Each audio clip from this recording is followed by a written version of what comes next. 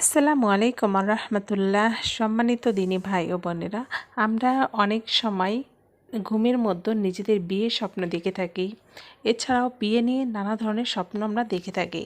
তো এই সম্পর্কে হাদিসে কি এসেছে সেটা জানার জন্য অবশ্যই ভিডিওটি শেষ পর্যন্ত দেখবে, এবং যারা আমার চ্যানেলটির নতুন সদস্য অবশ্যই চ্যানেলটিকে একটা লাইক ও সাবস্ক্রাইব করে দিবে, এবং যদি তোমাদের ভালো লাগে কমেন্ট করবে। স্বপ্ন মূলত তিন প্রকার। ভালো স্বপ্ন আসে আল্লাহর কাছ থেকে, যা আমাদের সুসংবাদ বয়ে আনে। আর এক ধরনের স্বপ্ন আসে শয়তানের পক্ষ থেকে, যেটা আমাদেরকে দুশ্চিন্তার মধ্যে ফেলে দেয়। মানুষ তার মনের সঙ্গে যেসব কথা বলে এবং সে যা চিন্তাভাবনা করে তা থেকে অন্য আর এক ধরনের স্বপ্ন তৈরি হয়। কেউ যদি বিয়ে নিয়ে ভাবেন, তখন তার বিয়ে নিয়ে স্বপ্ন দেখা স্বাভাবিক। মন থেকে কেউ যদি বিয়ের জন্য চেষ্টা করে, আল্লাহ পাক তাকে সাহায্য করেন। এখন আমরা জানব স্বপ্নে নিজের বিয়ে দেখলে যা হয়।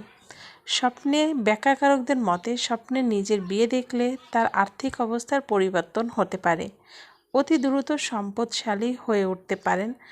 আর আরেকটি ব্যাখ্যা হলো আল্লাহ তাআলার হুকুমে সে অতি শীঘ্রই বিয়ে করবে। এটা তো হলো যে অবিবাহিত তার স্বপ্নের ব্যাখ্যা। আর যে ব্যক্তি আগেই বিয়ে করেছে, সে যদি বিয়ের স্বপ্ন দেখে তাহলে কি হতে পারে? কোনো পুরুষ বা মহিলা যদি এরকম বিয়ের স্বপ্ন দেখে, পুরুষের ক্ষেত্রে একরকম ব্যাখ্যা হতে পারে এবং মহিলার আর এক রকম ব্যাখ্যা হতে পারে।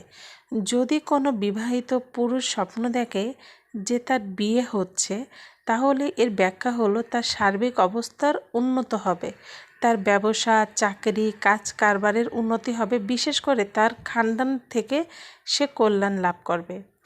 আর যদি কোনো বিবাহিত মহিলা স্বপ্ন দেখে যে তার বিয়ে হচ্ছে, তাহলে এর ব্যাখ্যা হলো কারোর পক্ষ থেকে সে মহিলা ক্ষতির সম্মুখীন হবে।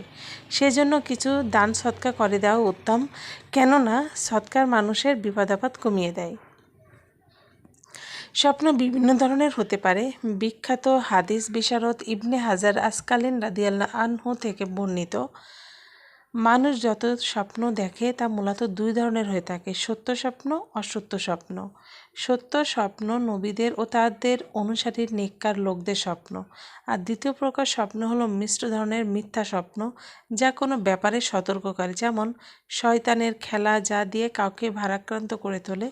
ফলে সে দেখে যে তার মাথা কেটে ফেলা হয়েছে, সে সেই কাটা মাথার অনুসরণ করছে, অথবা সে এমন কোনো সংকটে পড়েছে যা থেকে উদ্ধার পাওয়ার জন্য কোনো সাহায্যকারী পাচ্ছে না।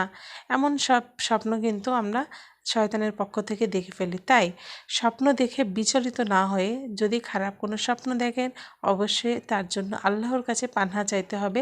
রাত্রে